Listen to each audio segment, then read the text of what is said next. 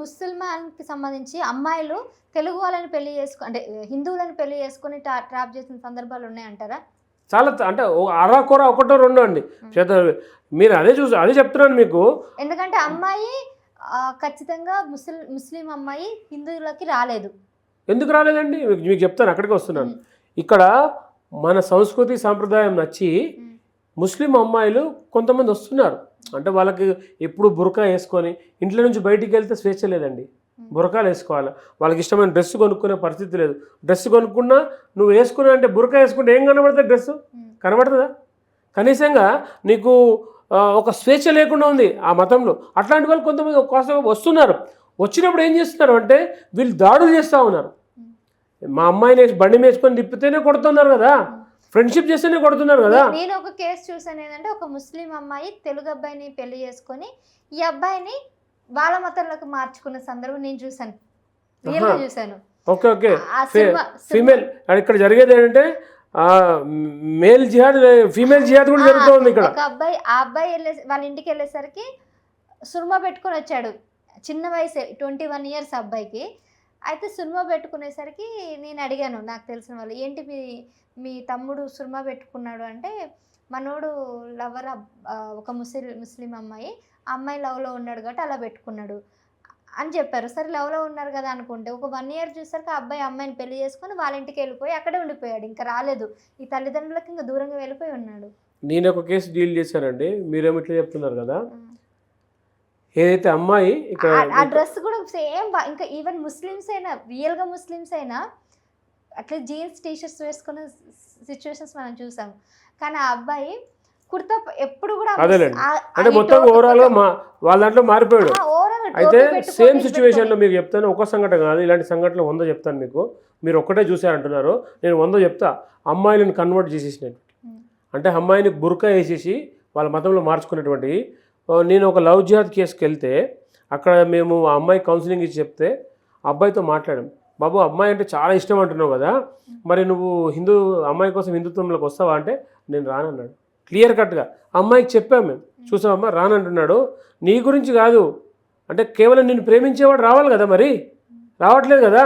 అంటే వాడు దేన్ని ప్రేమిస్తున్నాడు? వాడు మతాన్ని ప్రేమిస్తున్నాడు, నిన్ను కాదు ప్రేమించేది.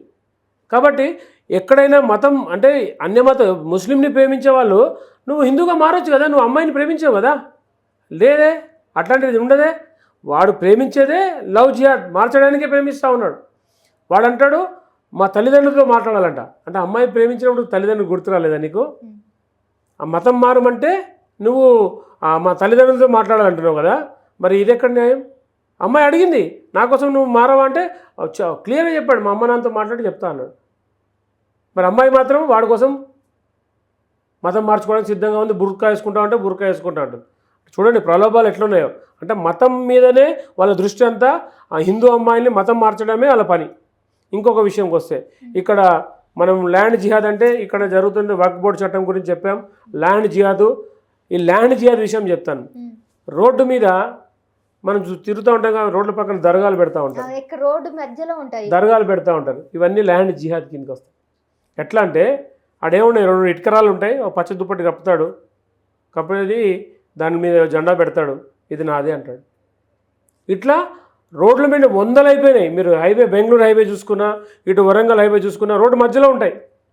అలాంటి ఈ సందర్భంలో ఈవెన్ నేను ఒక విషయం చెప్తాను సార్, అంటే రోడ్డు మధ్యలో ఈవెన్ అమ్మవారు ఎక్కడికంటే అక్కడ వెలిసిందని అమ్మవారు అవి గుళ్ళు కానీ అవి కూడా ఉన్నాయి. మరి వాటిని కూడా వాళ్ళు కూడా అంటున్నారు రోడ్డు వైడింగ్లో తొలగించిన విషయాలు ఎన్ని చూపెట్టాలా మీకు? గుళ్ళని తొలగించినవి ఎన్ని చూపెట్టాలా? ఒక దర్గా చూపెట్టిన తొలగించింది ఒక్క దర్గా చూపించలేరు మీరు. ఇవాళ భువనగిరి దగ్గర మీకు రోడ్డు మీద దర్గాలు 2 అడ్డంగా ఉంటాయి. కొన్ని 100 యాక్సిడెంట్లు జరిగినాయి. 100 యాక్సిడెంట్లు, 100 మంది చనిపోయారు. ఇప్పుడు ఒక దర్గా తొలగిస్తలేరా?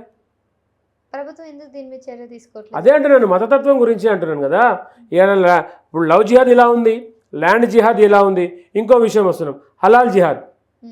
మన దేవాలయాల దగ్గర తురుకోడికి ఏం పని అండి? ముస్లింకి ఏం పని? వాడు టోపీ పెట్టుకొచ్చి ఎందుకు వస్తాడు? ఇప్పుడు నా విశ్వాసం నాది, దేవుడికి నేను బలిచ్చుకుంటా, మేక పిల్లని మొక్కుకుంటాను, బలిచ్చుకుంటా. నువ్వు వచ్చి నా దేవుడి దగ్గర కత్తిపెట్టి నువ్వు ఎందుకు వస్తావు? నీకు ఎవడిచ్చాడు రైటు? అని డైరెక్ట్ మన వాళ్ళు దాన్ని నరకడానికి అంతగా సుముఖంగా ఉండాలని చెప్పేసి మన వాళ్ళు ముందుకు రావట్లేదేమో అని మీరు అనుకుంటున్నారు. ఇదంతా కూడా ఈ యొక్క హలాల్ జిహాద్లో పెద్ద మాఫియా ఉందండి. ఏం మాఫియా? దీంట్లో మాఫియా చాలా పెద్ద మాఫియా ఉంది. హలాల్ జిహాద్ మీరు ఎక్కడ చూస్తున్నారు? ఆ గుడి దగ్గర చూస్తున్నారు. మరి మీరు తినే బండారాల మీద హలాల్ సర్టిఫికేట్ చూస్తున్నారా? చిప్స్ ప్యాకెట్ మీద హలాల్ సర్టిఫికేట్ చూస్తున్నారా? పిండి పైన హలాల్ సర్టిఫికేట్ చూస్తున్నారా? అవన్నీ చూడట్లేదే. దాంట్లో హలాల్ సర్టిఫికేట్ ఉంటుంది చూడండి. హలాల్ సర్టిఫికేట్ స్టాంప్ కూడా ఉంటుంది. హలాల్ చేసినది. హలాల్ అంటే అర్థం ఏంటో తెలుసా మీకు? హలాల్ అంటే వీళ్ళు ఏదైతే పండించి ఉత్పాదన చేసి సరఫరా చేసేవాడంతా ముస్లిం అయి ఉండాలి. ప్రొడక్షన్ రూపకంలో వస్తే అంటే పండించేవాడు ముస్లిం అయి ఉండాలా, ట్రేడింగ్ చేసేవాడు ముస్లిం అయి ఉండాలా, అమ్మేవాడు ముస్లిం అయి ఉండాలి. తినేవాడు కూడా ముస్లిమే అయి ఉండాలని చెప్పి మరి కాదు కదా. మనం బుద్ధి లేక తింటున్నాం కదా. మనకు ఆ తెలివి లేదు. మనకి హలాల్ వాళ్ళే తినండి. మాకేం ఇది లేదు. హలాల్ తినేవాడు ముస్లిం తినండి. మన హిందువులు ఎందుకు తింటున్నారు? మనకు లేదా? అయితే ఇప్పుడు అలా చేసి ముస్లిం దగ్గర నుంచి మనకు ఇంత కూడా రోషం లేదా మనకు? ఉందా? ఉంటే ఆడి మతాన్ని ఆచరిస్తే నీ మతంలో హలాల్ తినమని రాసి ఉందా? హిందుత్వంలో ఎక్కడ ఉందండి హలాల్ గురించి? ఇక్కడ ఇంకో విషయం చెప్తాను. దేవాలయాల దగ్గర మనం మొక్కుతున్నప్పుడు అమ్మవారికి బలిస్తాం. మనం చిన్న ఉదాహరణ చెప్తే ఇక్కడ ఒక బోనం చేస్తే ఆ బోనం వండేటప్పుడు చిన్నపిల్లలు వచ్చి అక్కడ చేయబెడితే ఎంగిలి అవుతుందిరా ముట్టుకోవద్దు అంటారు. కానీ నువ్వు హలాల్ చేసి ఎంగిలి నైవేద్యం పెట్టట్లేదు అమ్మవారికి. అది ఎక్కుతుందా? ఎన్నో సంవత్సరాల నుంచి వస్తున్నటువంటి ఆచారమే కదా. ఇప్పుడు అంటే ఎన్ని సంవత్సరాల నుంచి చేసిన తప్పులు ఇప్పుడు చేయమన్నామా? తప్పు తెలుసుకోవాలి కదా. ఎప్పుడు తెలుసుకుంటాం? మారండి అంటున్నాం ఇప్పటికైనా. ఇవాళ నిన్ను చంపుతున్నాడంటే ఇక్కడ ఎలా హిందువని ఏరి గుడ్డలిప్పి చంపుతున్నాడు. నిన్ను హిందువుగా గుర్తించి చంపుతున్నాడు. మరి నువ్వు ఇంకా హలాల్ పద్ధతిని అన్యమత ఆచారాన్ని పాటిస్తానంటే ఇక్కడ సరే తెలిసి తెలియక మీ పెద్దవాళ్ళు ఎవరో చేసి అనుకుందాం. మరి నువ్వు ఇప్పుడు తెలిసిన వాడికి కూడా నువ్వు మారాలి కదా. ఇంకెప్పుడు మారుతావు? హిందూ ఇంకెప్పుడు మారుతాడు? జాగో హిందూ జాగో అని నేను 15-20 సంవత్సరాల నుంచి కూడా చెప్తా ఉన్నా. నేనే కాదండి, ప్రతి ఒక్క హిందూ సంస్థ చెప్తా ఉంది. హిందుత్వం కోసం మాట్లాడితే బోర్ కొడుతుంది. పడుతున్నప్పుడు యువతకి బోర్ కొడుతుంది. ఏదో చెప్తారులే అనుకుంటారు. ఇప్పుడు ఇవాళ చచ్చిపోయింది మన అన్నో, మన అక్కో, మన తమ్ముడో, బావ ఉంటే తెలిసేది ఆ బాధ ఏంటో. ఈ మన ఊర్లో జరిగింది జరగలేదు కదా, ఎక్కడో కాశ్మీర్లో జరిగిందని అనుకుంటా ఉన్నాం. అదే నీ ఇంట్లో జరిగితే ఆ బాధ తెలుస్తుంది కదా. చనిపోయిన వాడు హిందూ అని గమనించండి. అక్కడ కులం చూడలేదు. వీడు ఎస్సీయా బీసీయా చూడలేదు. కేవలం హిందూ అని చంపారు. కాబట్టి నేనేమంటానంటే ఈ హలాల్ జిహాద్, ఈ లవ్ జిహాద్, ఈ ల్యాండ్ జిహాద్ని గమనించండి. హిందువులంతా ఐకమత్యంగా బతకండి. హిందువుగా జీవించమని చెప్తా ఉన్నా. హలాల్ మాఫియా అన్నారు కదా, దీనికి సంబంధించిన అంటే డబ్బంతా కూడా చెప్తాను. ఇక అక్కడికి వస్తున్నాను. మధ్యలో మనం మాట్లాడేటప్పుడు ఇదైంది కాబట్టి ఈ హలాల్ విషయంలో మాట్లాడితే హలాల్ సర్టిఫైడ్ అనేది జమాత్ ఉలామే అనే ఒక సంస్థ ఉందండి. జమాత్ ఉలామే అనే ఒక సంస్థ. ఈ సంస్థకన్నీ కూడా ఈ ఫండ్ అంతా కూడా ఆ సంస్థకు పోతాయి. ఇప్పుడు మీరు హోటల్ పెట్టుకున్నారు. హోటల్లో మటన్ చికెన్ బిర్యానీ అనేది పెడతా ఉంటారు కదా. మీకు హలాల్ సర్టిఫికేట్ కావాలని అంటే మీరు డబ్బులు కట్టాలి. ఇయర్లీ కట్టాలి. ఒకసారి కట్టడం కాదు, ఇయర్లీ కట్టాలి. ఇట్లా కొన్ని లక్షల హోటల్స్ ఉన్నాయి మనకు. ఈ డబ్బు అంతా కూడా ఒక ముస్లిం సంస్థకు పోతా ఉంది. ఆ సంస్థ ఎక్కడ ఉంది? ఇండియాలోనే ఉందా? భారతదేశంలోనే ఉంది. వీళ్ళంతా ఫండింగ్ అంతా పాకిస్తాన్ తీవ్రవాదులకు, తర్వాత పిఎఫ్ఐ ఉగ్రవాదులకు వీళ్ళకి ఫండింగ్ చేస్తూ ఉంటారు వీళ్ళు. కనీసంగా మీరు గమనించండి, ఇవాళ హలాల్ పేరు మీద కొన్ని లక్షల రూపాయలు, కోట్ల రూపాయలు కూడా ఒక ముస్లిం సంస్థకు పోతూ ఉన్నాయి. వాటిని పెంచి పోషించేంత హిందువులే. నేను ఈ క్షణం నుంచి చెప్తున్నా, హిందువుగా పుట్టుంటే మీరు హిందువుగా పుట్టుంటే హలాల్ నిషేధించండి, హలాల్ని వ్యతిరేకించండి. హలాల్ మనకు అవసరమా? ఒక మత ఆచారం నా మీద బలవంతంగా ఎందుకు రుద్దుతారండి? ఎందుకు రుద్దుతారు? మొన్న ఒక ఫ్లైట్లో ఒక అతనికి చాక్లెట్ ఏదో ఇచ్చారండి. ఇస్తే దాని మీద హలాల్ సర్టిఫై ఉంది, హలాల్ స్టాంప్ వేసి ఉంది. నాకు వద్దన్నాడు అతను. అంటే ఇప్పుడు మనం రోజు తినే ఫుడ్ చాలా ఐటమ్స్ అన్నిట్లో కూడా హలాల్ సర్టిఫైడ్ ఉందా? ఉంది. మీరు ఎక్కడ ఉన్నారు? మీరు నాకు తెలియదు ఈ విషయం అసలు నిజంగా. మీరు ఒక్కసారి సూపర్ మార్కెట్కి వెళ్ళి చూడండి. చాలా ప్రొడక్ట్స్ మీద ఉన్నాయి. చాలా ప్రొడక్ట్స్ కాదు కదా, ప్రతి ఒక్కటి మనం గమనించాం కదా. నేను హలాల్ అంటే ఇన్ని రోజులు ఏమనుకున్నాను అంటే కేవలం దేవాలయాల్లో ఆ కోడిని ఎప్పుడైతే బలి ఇచ్చేటప్పుడు హలాల్ చేసి కోడినో లేకపోతే మేకనో హలాల్ చేసి ఇస్తారు, అంతే. ఏమంటారు, ప్రేయర్ చేస్తారు కదా, ఆ ప్రేయర్ని హలాల్ అంటారని నేను అనుకుంటున్నా. చాలా మందికి మన హిందువులకు హలాల్ విషయం తెలీదు. హలాల్ అనేది ఒక పెద్ద దేశద్రోహ కుట్ర, మన హిందువుల మీద మనమై బలవంతంగా మోపబడుతున్నటువంటి చట్టము ఈ హలాలు. ముస్లిం చట్టం. ఫుడ్ సర్టిఫైడ్ ఎందుకు ఆ సంస్థ మన ఈ హలాల్ వాళ్ళకి ఎందుకు ఇస్తుంది పర్మిషన్స్? నేను అదే అంటున్నాను.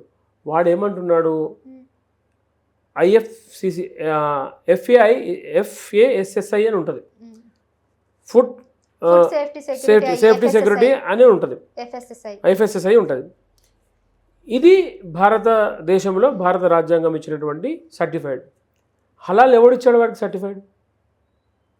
వాడు పెడుతున్నాడు అంటే కారణం ఏంటో తెలుసా? ఇక్కడ నువ్వు అమ్మేవాడివి హలాల్ అమ్మితేనే కొంటాం అనేవాళ్ళు ముస్లింలు. మనవాడు ఎవరు అనట్లేదు. హలాల్ ఉంటేనే కొంటాడు వాడు ముస్లింలు, లేకుంటే కొనడు. మనం అలా అడగట్లేదే, మనం ఏదైనా కొనేస్తున్నాం, వాడు క్యాష్ చేసుకుంటున్నాడు. ఇప్పుడు మీరు హోటల్ KFC వెళ్ళారండి, హలాల్ సర్టిఫైడ్ అంటాడు, హలాల్ సర్టిఫైడ్ అని చెప్తున్నాడు. మరి నాన్ హలాల్ కూడా పెట్టాలి కదా, నాకు పెట్టాలి కదా, నువ్వు నాన్ హలాల్ కూడా పెట్టాలి కదా. మరి అది లేదే, అలా చేసిందే తినిపిస్తున్నావే నాకు. ప్రశ్నించాలి, మనం అడగాలి. అది అడగడం అనేది మొదలు కావాలి. నా మీద బలవంతంగా ఒక మతాచారం నాకు ఎందుకు రుద్దుతూ ఉన్నారు? కాబట్టి హలాల్ నిషేధించాలి, హలాల్ వస్తువులను నిషేధించాలి. మనము ఏదైతే చైనా వస్తువులను ఎలా బ్యాన్ చేశామో అలా హిందువులంతా ఆర్థికంగా వాడు నిలదొక్కుని ఇవాళ మన మీద యుద్ధాన్ని ప్రకటిస్తూ ఉన్నాడు. ఇప్పుడు ఒక చిన్న ఉదాహరణ చెప్తా అండి. మనము పూజ గుడికి వెళ్తే పూల కొట్టు ఎవరిది ఉంటుందని? ముస్లింది ఉంటుందా? ముస్లిందే ఉంటుంది. అవును, మీరు చూడండి, ప్రతి గుడి ముందు వాళ్ళే ఉంటారు. వాడు పొద్దున్న లేస్తే మనం తిని మీద ఉంచుతాడు, ఉమ్మి వేస్తున్నాడు, ఉచ్చబోషిస్తున్నాడు. మనం చూడలేదా ఫ్రూట్ జ్యూస్ సెంటర్లో ఉచ్చబోసి ఫ్రూట్ జ్యూస్ తాగిపిస్తున్నాడు అందరికీ. చెప్పకండి సార్, బయట ఏమైనా తినాలన్నా కూడా ఆలోచించాల్సి వస్తుంది. అమ్మా మీరు మీరు మీరు ఇంకా మాయలో బతుకుతూ ఉన్నారు. నేను చూసింది చెప్తున్నాను. వాడి మీద కేసు అయింది. వాడు ఒక్కడు కాదండి. ఉమ్మి ఎందుకు వేస్తారండి? ఉమ్మి ఎందుకు వేస్తారు తినే వస్తువుల మీద? వాడు హలాల్ చేస్తున్నాడు అంటే దాని మీద ఊసి హలాల్ దేవుడికి నైవేద్యంగా పెట్టి మనకు అమ్ముతూ ఉన్నాడు. అదే చెప్తున్నాను, మనము తెలుసుకోకుండా బతున్నాం. ఏం తెలుసుకోకుండా బతున్నాం? ఫ్రూట్స్ అవి అయితే ముసల్మాన్ ఉంచవచ్చా మనం? దాని మీద ఉంచింది మనం తినొచ్చా? తింటున్నాం కదా. తెలుసుకోండి అంటున్నాను. అందుకే అంటున్నాను, ఉమ్మి వేసినటువంటి తిండి, ఉచ్చబోసినటువంటి జ్యూసులు తాగుతూ ఉన్నారు. ఏదైతే ముస్లిం చేసేటువంటి వ్యాపారులంతా, ఇవి ఒక్కటి కాదండి, 100 చూపిస్తా. నేను 100 చూపిస్తా. కేవలం హిందువులని వాళ్ళు కాఫీర్లుగా చేయడానికి వీళ్ళు కాఫీర్లని బానిసలుగా ఉన్నారు కాబట్టే ఇలాంటి చర్యలకు పాల్పడుతూ ఉన్నారు. వాడు మత ఉద్దేశం అదే. కేవలము వీడు కాఫీర్, నేను ఉంచింది తినాలా అని తినిపిస్తూ ఉన్నా. కాబట్టి నేను మరీ చెప్తా ఉన్నా, ఎవరైతే అన్య మతస్థులు ఉన్నారో వారి దగ్గర హిందువులు కొనడం ఆపాలి. అప్పుడైతేనే వాడికి హిందుత్వం అన్నా హిందువులన్నా గౌరవం ఉంటుంది. వాడు ఆర్థికంగా బలపడిపోయి ఇవాళ మనం శాసించే స్థాయికి వచ్చాడు. కాబట్టి ఈ మాధ్యమంగా మేము చెప్పేది ఏంటంటే, ప్రతి హిందూ జాగో, హిందువు దగ్గర మీరు కొనండి. ఏది కొనాలనుకున్నా హిందువుని చూసి కొనండి. ఫోటోలు చూడండి. హోటల్కి వెళ్తే ఏ హోటల్కి వెళ్తే ఆ హోటల్కి వెళ్తున్నాం. ఇక్కడ చూడండి, ఇంకో విషయం చెప్పాలా, ఇవాళ కళ్యాణి బిర్యానీ అని తింటున్నారండి. ఎంతమంది తెలుసు అండి గొడ్డు మాంసం అని? నాకైతే ఈ మధ్య తెలిసింది. కళ్యాణి అంటే పేరు ఎవరిదండి? హిందూ పేరే కదా. కళ్యాణం తెలుగు పేరు, కళ్యాణి అనే పేరు హిందూ పేరే కదా. మరి నా పేరు పెట్టుకొని గొడ్డు మాంసం అమ్ముతున్నావే? గొడ్డు మాంసం తినే జాతి అన్నది కాదు కదా. గొడ్డు మాంసం తింటూ ఇలా ఏమి తెలియని పిల్లలకు నువ్వు కళ్యాణి బిర్యానీ అని చెప్పి తినిపించి నువ్వు అలవాటు చేయట్లేదా? ఇదొక జిహాద్. ఇట్లా రకరకాల ఫుడ్ జిహాద్. ఇది ఫుడ్ జిహాద్, లవ్ జిహాద్, లవ్ జిహాద్, ల్యాండ్ జిహాద్, హలాల్ జిహాద్, ఫుడ్ జిహాద్. ఎన్ని జిహాదులు ఉన్నాయి? ఇంకా చాలా జిహాదులు ఉన్నాయండి. కొన్ని మాత్రం మనం మాట్లాడుతూ ఉన్నాం. ఇట్లా నేను ఏమంటానంటే, హిందూ మేల్కోవాల్సిన అవసరం ఉన్నది. ఇప్పుడు ఈ సమయము ఏదైతే ఈ యొక్క దాడి విషయంలో ప్రతి ఒక్కరూ ప్రతి రాష్ట్రంలో మేల్కోవాల్సిన అవసరం ఉంది.